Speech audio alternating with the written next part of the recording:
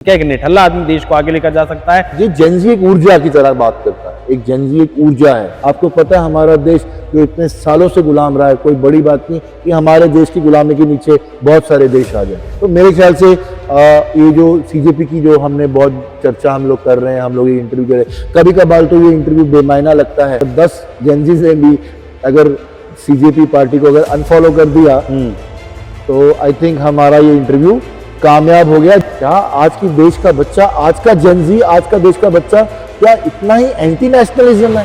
Cockroach हमेशा गंदगी में पनपता है। घर के कोनों में कहीं भी अंधेरा जहां भी होगा वहां आपको ये झुंड में मिलेगा, अकेला चलता हुआ दिखाई नहीं देगा। और घर में जितनी भी अच्छी चीजें होंगी उन्हें हमेशा वो खराब करता हुआ आपको दिखाई देगा। ये कॉकरोच का बैकग्राउंड इसलिए आपको बताया जिससे कि समझ सके जो इस वक्त एक डिजिटल क्रांति लाने के चक्कर में डिजिटल पत्थरबाजी जो कर रहे हैं कॉकरोच जनता पार्टी के नाम पर जो इस देश में किया जा रहा है वो कतई भी मतलब एक तरीके से अकल्पनीय है। वो सहन करने योग्य बिल्कुल नहीं है। कोई भी इंटरनेट पर उठता है और इंटरनेट का इस्तेमाल करके एक ड्रामा क्रिएट करने की कोशिश करता है। आज हम बात करेंगे कि जिस लिए कॉकरोच जनता पार्टी का गठन किया गया, वो पेपर लीक का मामला हो, महंगाई का मामला हो, बेरोजगारी का मामला हो, ये लोगों का मैनिफेस्टो इन्होंने जारी किया और साथ में एलिजिबिलिटी जो है कि निहायती आदमी निठल्ला होना चाहिए। क्या एक निठल्ला आदमी देश को आगे लेकर जा सकता है? पहला सवाल ये है। और क्या इस कॉकरोच जनता पार्टी के पास सिर्फ समस्याओं के अलावा समाधान भी है?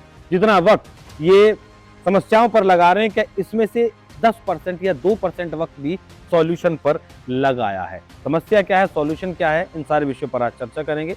नमस्कार, मैं हूं आपके साथ अभिषेक कुंडीर और मेरे साथ मौजूद हैं हरिशरण देवगन जी, एक सोशल एक्टिविस्ट होने के साथ साथ एक किसान नेता। सर बहुत स्वागत आपका। देश में समस्याएं हैं, सब मानते हैं इस बात को। पेपर लीक हुआ, 2 साल से लगातार एक पेपर नहीं करवा पा रही एक एजेंसी। उसके अलावा भी बहुत सारी समस्याएं हैं, इस बात को मैं भी मानता हूं, देश भी मानता है। लेकिन जिस तरीके से ये इंटरनेट पर ड्रामा मचाया हुआ है वो जायज है या सॉल्यूशन पर काम होना चाहिए समस्या को? हम तो पहली बात तो ये आप ये कॉकरोच पार्टी ये क्या है? ये डिजिटल पार्टी है, वर्चुअल पार्टी है। पहले तो इसका कोई अस्तित्व, कोई बेस नहीं है, ना कोई लेगेसी है, ना कोई एजेंडा है। बहुत बेसलेस है, कुछ परिपक्व नहीं है, कुछ समझदारी का कोई काम नहीं है। अगर हम इसी को अगर हम उल्टे तरीके से देखें तो ये वो देश है, जब हम देश की बात करते हैं तो जब इस देश फाइटर प्लेन्स बन रहे हैं, ब्रह्मोस का प्रोडक्शन चल रहा है, जब हम लोग आज की डेट में सड़कें बन रही हैं, तार रोड का, वी आर द लार्जेस्ट तार road players in the world. ये एक अपने आप में एक बहुत बड़ी अचीवमेंट है। फिर हम बात करते हैं, आज रेल इंजन मैन्युफैक्चरिंग की बात कर रहे हैं, तो यहाँ पे हम रेल इंजन मैन्युफैक्चरिंग करके हम एक्सपोर्ट करते हैं। आज बड़ी से बड़ी ताकतें, बड़ी से बड़ी देश की ताकतें हमारे साथ जुड़ना चाहती हैं। आज ये वही इंडिया है जो हमेशा डोमिनेटेड रहा, लेकिन आज वर्ल्ड लीडर्स की तरह देखते हैं, कहलाया जाता है। आज पूरी दुनिया हिंदुस्तान को वर्ल्ड लीडर की तरह देख रही है। और हर आदमी, हर देश, मतलब हर यूरोपियन देश, यानी कि मतलब पूरे यूरोप ने इंडिया को हमेशा एक सौतेला व्यवहार किया।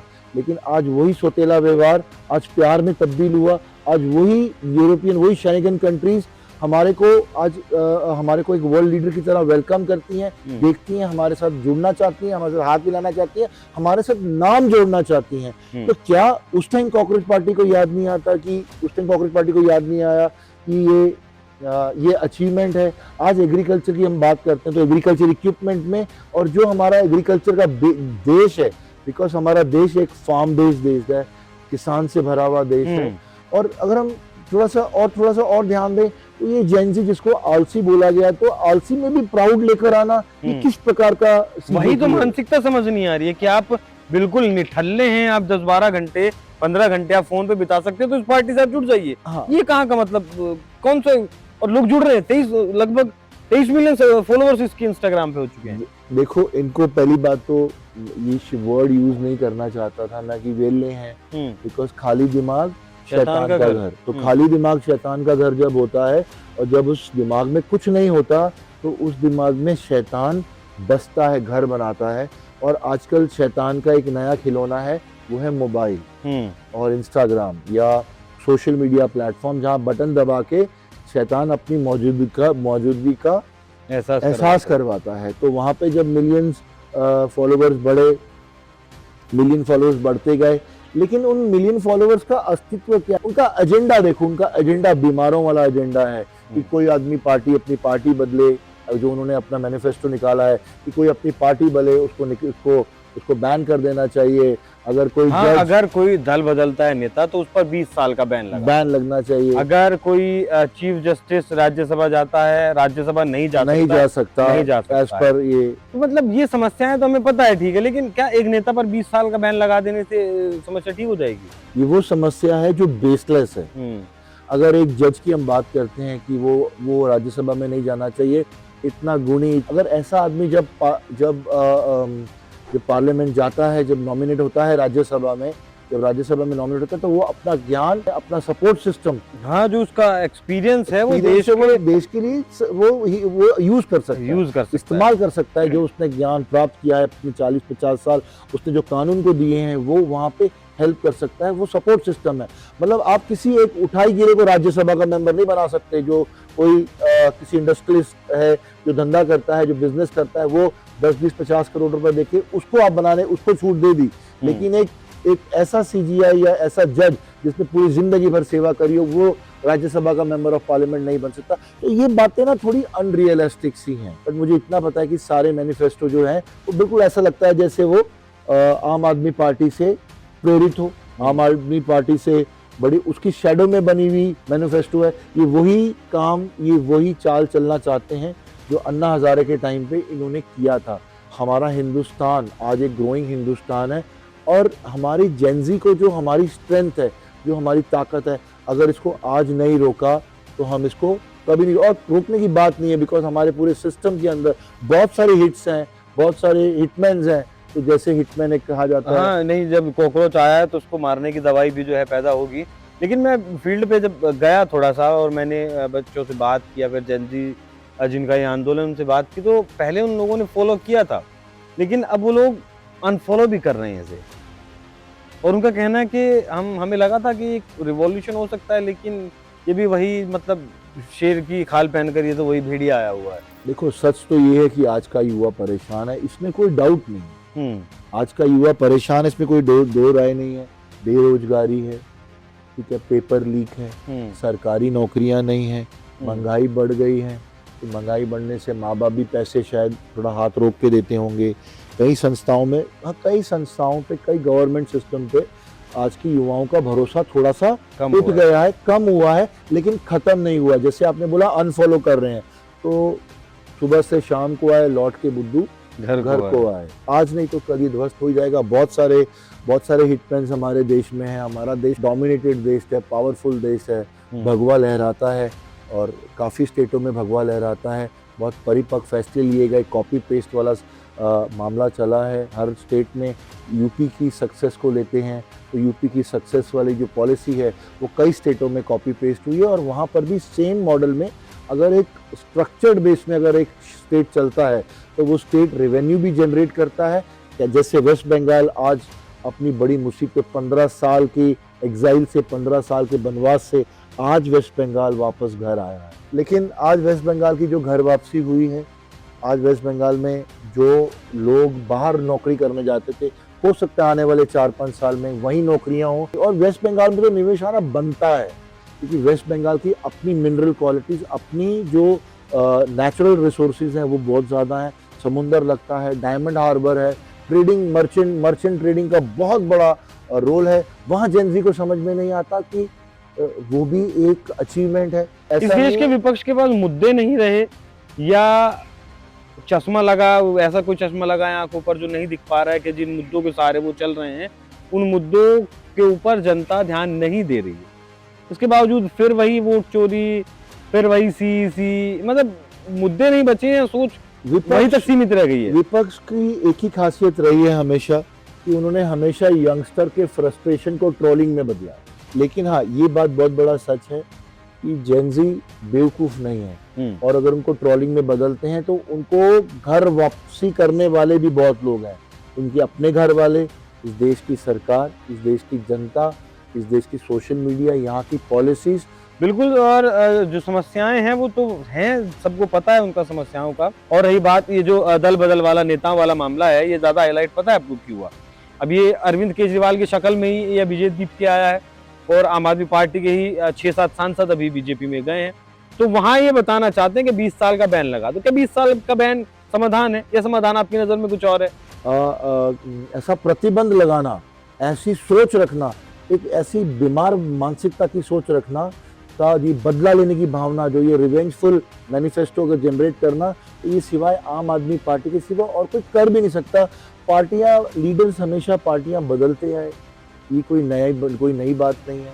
भले वो हेमंत बिश्वा शर्मा थे, उन्होंने भी कांग्रेस छोड़ के आज वो बीजेपी, और ऐसा नहीं है बीजेपी के चीफ मिनिस्टर हैं, ऐसे बहुत सारे चीफ मिनिस्टर। सम्राट चौधरी बिहार में बनाए गए, सम्राट चौधरी बिहार में बनाए गए, 7 साल पहले आए हैं बीजेपी 7 साल पहले आए हैं बीजेपी में, लेकिन सम्राट चौधरी बीजेपी में चीफ मिनिस्टर है। तो ऐसा भी नहीं है कि अगर सही आदमी गलत पार्टी में है, ये स्टेटमेंट जिसने भी दी है वो स्टेटमेंट कहीं ना कहीं बहुत सही है, और अगर सही आदमी सही पार्टी में आता है तो उसको सही पद का वो हकदार भी है। बिल्कुल बिल्कुल बिल्कुल, और आना भी चाहिए। हाँ, डर भी आम आदमी पार्टी को यही है, जिस तरीके से राघव चड्ढा गए हैं और उसके बाद वो पार्टी लगातार कमजोर, टूटने की कगार पर है, खत्म होने की कगार पर है। क्योंकि सोशल मीडिया पर या फिर कई वरिष्ठ लोगों को तो मानना ऐसा भी था कि अगर कल भगवंत मान ही खुद बीजेपी में जाकर कहें कि मुझे भी शामिल होना है, तो कोई बहुत ज्यादा बड़ी बात नहीं होनी चाहिए। ये हालात आम आदमी पार्टी के हैं, और ये जो उपज है सीजेपी, कॉकरोच जनता पार्टी, कहीं ना कहीं उसी का ये एक उपज है। सुप्रीम कोर्ट में भी इसका मामला गया है, बाकी ट्रोलिंग इसकी लगातार हो रही है। अब ये जो भी कुछ कर रहे हैं इन्हें इनकी जानकारी है, बाकी समस्या देश को पता है क्या है। अगर इस समाधान पे काम करें तो शायद देश इन्हें पैशन के साथ फॉलो करे और देश को आगे ले जाने में ये मदद करें। तो 11-11 घंटे अगर जब वो मोबाइल पे लगे होते हैं, जो आज का जेनजी है, तो 11-11 घंटे अगर वो मोबाइल पे लगा है, सोया है और बिस्तर पे बैठ के वो देखता है कि मैं अनएम्प्लॉयड हूँ और मुझे सीजेपी ज्वाइन करनी, तो सीजेपी एक किक है, एक्साइटमेंट है, एक टेम्पररी किक है जो उनको मिलती है। लेकिन 11-11 घंटे आलस से मोबाइल पे लगे रहने से ना तो कभी कोई रिवॉल्यूशनरी आएगी, ना कभी कोई रिवॉल्यूशन आएगा, ना फैक्ट्रियां लगेंगी, ना कभी रिसर्च डेवलपमेंट, ना कोई रिसर्च एंड डेवलपमेंट की कोई उसमें उपलब्धि पाई जाएगी, ना उसमें कभी कोई, जैसे जेनजी हमेशा सोचता है कि मैं मिलियनर बन जाऊं बैठ के, मतलब वो यूं हाथ से सिर पे हाथ रखता है और ख्वाब लेता है कि मैं भी वो यूनिकॉर्न बन जाऊं। पता नहीं, वो यूनिकॉर्न की एक टाइप का जानवर होता है जो सक्सेस होता है, तो वो यूनिकॉर्न बनना चाहता है, लेकिन वो बेड पे बैठा बैठा नहीं सोच सकता। अगर उसको स्टार्टअप करना है तो वो सपना लेना है, और सपना लेना काफी नहीं है। उस सपने के साथ साथ में उसको आगे बढ़ के उसको एग्जीक्यूट करने के लिए मेहनत करनी पड़ेगी। हम उसकी बात करते हैं जो सबसे बड़ी पीड़ा का कारण है, हम बात करते हैं मोबाइल की। तो ये वो मोबाइल खरीदते हैं जो बाहर बनता है और बाहर से बन के यहाँ आता है। ये यहाँ उसी मोबाइल को बनाने की बात नहीं करते, ये जेनजी उस मोबाइल को यहाँ बनाने की बात नहीं करते, वो उस मोबाइल को खरीदने की बात बनते हैं जो बाहर से बन के आया है, विदेश से बन के आया है, वो चाइना से बन के आया है, अमेरिका से बन के आया है।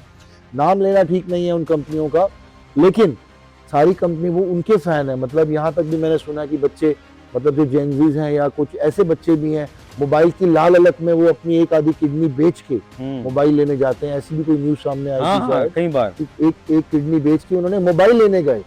सो ऐसी मानसिकता रखने वाला जेनजी क्या देश बदलेगा? और क्या ये जो डिजिटल पत्थरबाजी, जब 40-50 साल के होंगे, जब ये जेनजी नहीं रहेंगे, ठीक है, तब ये खुद अपने पे पछताएंगे। अपने आप को कैसे शीशे में देख पाएंगे, अपने आप को शीशे में जब देखेंगे तो अपने आप को आलोचना से भर पाएंगे। बिल्कुल, अपना ही विकास कर लें, कम से कम अपना विकास करेंगे तो उस बहाने देश का भी विकास हो जाएगा। ये अपना विकास नहीं कर रहे हैं, देश को भी डुबाने का काम कर रहे हैं। आज दुनिया तभी आगे बढ़ेगी जब आप मेहनत करेंगे। सक्सेस ऐसे नहीं आएगी जिस तरीके से सर ने बताया कि बेड पे लेट के आप यूनिकॉर्न नहीं बन सकते हैं। तो बदलाव लाने की अगर आप बात करते हैं तो बदलाव लेकर आइए, उसके लिए आपको सोचना होगा। जैसा सर ने बताया, बहुत सारी चीजें। ये जेनजी एक ऊर्जा की तरह बात करता है, एक जेनजी एक ऊर्जा है, भले वो सोई हुई ऊर्जा क्यों ना हो। ऊर्जा तो ऊर्जा होती है, भले वो सोई है या जागी है, भले वो एनलाइटेंड है या उसको प्रकाश है ऊपर वाले का, लेकिन जेनजी एक ऊर्जा है। इस ऊर्जा को अगर सही इस्तेमाल करते हैं हम, तो उसके बहुत सारे सही तरीके हैं। जैसे कि फॉर अगर हम बात करते हैं तो स्किल रिवॉल्यूशन की बात करें, अगर एक बच्चा उठता है, 25 साल का एक जेनजी उठता है, तो स्किल रिवॉल्यूशन की बात करें, वो एग्रीटेक की बात करें, एग्रीकल्चर और किसानिता को बढ़ाने की बात करें, वो बात करें सिक्योरिटी की बात करें, साइबर सिक्योरिटी की बात करें, मैन्युफैक्चरिंग की बात करें, प्रोडक्शन की बात करें, उद्योग की बात करें, किसानी की बात करें, किसान पैदा करने की बात करें, ऑर्गेनिक फार्मिंग की बात करें, देश जिस तरफ बढ़ रहा है, जो सबसे ज्यादा जरूरत है उसको है फार्मर और फार्मास्यूटिकल की। वो फार्मर की तरफ बढ़े, फार्मिंग करे, या अगर वो फार्मर नहीं कर सकता, उसका बैकग्राउंड नहीं है, रुझान नहीं है, रुचि नहीं है, तो फार्मास्यूटिकल की तरफ बढ़े, वहां फार्मास्यूटिकल के नए ड्रग्स की डेवलपमेंट हो, जो एक प्रतिक्रिया मांगता है, उस प्रतिक्रिया में अपने आप को झोंके, भले वो फार्मास्यूटिकल को ग्रो करे या फार्मर को ग्रो करे, एग्रीटेक को ग्रो करे, लेकिन कहीं ना ग्रो करे। फिर दूसरी बात हम करते हैं कि वो प्रोडक्टिव नेशनलिज्म की बात करे। एक बच्चा, एक जब नया बच्चा उगता है, जैसे जेनजी, बार बार ये वर्ड आ रहा है, उसके अंदर नेशनलिज्म की किसका मतलब कमी है? क्या हमारा जेनजी, हमारे देश का बच्चा, मैं जेनजी से ज्यादा अपने देश के बच्चे की बात करना चाहता हूँ, मेरे घर में भी बहुत सारे बच्चे हैं, क्या आज की देश का बच्चा, आज का जेनजी, आज का देश का बच्चा क्या इतना ही एंटी नेशनलिज्म है? एंटी नेशनल नहीं है, उसके अंदर पैट्रियटिज्म है, उसके अंदर नेशनलिज्म है, उसका जो प्रोडक्टिव नेशनलिज्म है वो जगाने की बात है, उसको वो प्रोडक्टिव नेशनलिज्म की मार्गदर्शकता की जरूरत है। अगर वो जरूरत होती है तो वो बात, यही जेनजी बात करेगा इनोवेशन की, यही बात करेगा टैक्स बैलेंसिंग की, यही बात करेगा टैक्स रिक्वायरमेंट की, टैक्स जनरेशन की, और वो टैक्स से इकट्ठा किया हुआ पैसा डेवलपमेंट में डालने की बात करेगा। ये समीकरण की बात करें। इन थियोरेटिकल और इन एजुकेशंस की उपलब्धियों को प्राप्त करके जब वो एग्जीक्यूट करेगा देश के लिए, देश के हित में, आपको पता है हमारा देश जो इतने सालों से गुलाम रहा है, कोई बड़ी बात नहीं कि हमारे देश की गुलामी के नीचे बहुत सारे देश आ जाए, लेकिन हमारा ऐसा, हिंदुस्तान का भी उस माइंडसेट का नहीं रहा कि किसी को गुलाम बनाए, हमेशा आजादी दी है। सबसे चौथी और इम्पोर्टेंट बात है कि सिविक रिस्पॉन्सिबिलिटी अपने अंदर लेकर आए। अगर अपने अंदर वो सिविक रिस्पॉन्सिबिलिटी लाता है तो हमारे सड़क पे चलने वाली जो माँ बहनें हैं वो सुरक्षित फील करती हैं। आज वो कोई और किसी और यंगस्टर को रोकता है गलत काम करने से, तो सिविक रिस्पॉन्सिबिलिटी जेनजी को ही आ सकती है। तो मेरे ख्याल से ये जो सीजेपी की जो हमने बहुत चर्चा हम लोग कर रहे हैं, हम लोग ये इंटरव्यू कर रहे हैं, कभी कभार तो ये इंटरव्यू बेमायना लगता है कि इसकी चर्चा ही क्यों कर रहे हैं, चर्चा ही क्यों कर रहे हैं, लेकिन क्योंकि करना जरूरी भी है, देश को जरूरत है, देश को भी एक स्टेज पे मिलना चाहिए। और अगर हमारे वार्तालाप से और हमारे इस इंटरव्यू से अगर कुल मिला के अगर 10 जेनजी भी वापस घर आ जाए, या 10 जेनजी भी अगर अनफॉलो कर ले, डिजिटल भाषा में अगर हम बात करें, अगर हम डिजिटल लैंग्वेज में बात करें, अगर 10 जेनजी से भी अगर सीजेपी पार्टी को अगर अनफॉलो कर दिया, तो आई थिंक हमारा ये इंटरव्यू कामयाब हो गया। जैसे अभिजीत दीपके, उसने ये बोला कि सबसे पहले आप बीजेपी के फॉलोअर्स कम करो। ये लाइन बोलना अपने आप में कितना बड़ा आक्रोश और बदला लेने की भावना के साथ बोला गया है। तो उसका जवाब, अभिजीत दीपके का जवाब शायद ये, जैसे उसने अपील करी जेनजी को, तो हम भी अपील कर सकते हैं जेनजी को कि अगर तुमने फॉलो किया है तो घर वापस लौट आओ। तो शायद ये दीपके को तब समझ में आएगा कि अगर 10 लोग भी उसको अनफॉलो करते हैं तो वो झटका उसके दिल में समाएगा, और उसको भी समझ आएगा कि ये हिंदुस्तान का जेनजी है, ये भारत का जेनजी है, ये उसकी नकली बातों में नहीं आएगा। ये नेपाल का, श्रीलंका का, या फिर किसी और देश का जेनजी नहीं है। ना लीबिया है, ना ये यूक्रेन है, और ना ये ढाका है, ना ये बांग्लादेश। बिल्कुल। और बीजेपी का अगर इतना ही विरोध है तो मतलब जेनजी के भीतर नहीं है, राज्यों में लगातार प्रभाव बीजेपी का बढ़ रहा है, और तीसरी बार देश में भी फिलहाल हैं। तो अगर मैं खुद फॉलो करूंगा सीजेपी को, अगर सीजेपी समस्या पर नहीं समाधान पर बात करती है, किसी समस्या का अगर समाधान सीजेपी लेकर आती है, तो 140 करोड़ लोग आपके पीछे चलेंगे, वरना आप इस देश में एक पार्टी बनाकर आग लगाने के, उस देश को तोड़ने की कोशिश कर रहे हैं, जो कि इस देश का जेनजी कभी कामयाब नहीं होने देगा। पर बहुत धन्यवाद आपको जुड़ने के लिए। बाकी दर्शकों, आपका इस विषय पर क्या कुछ कहना है, कमेंट बॉक्स में अपनी राय जरूर दीजिएगा। नमस्कार।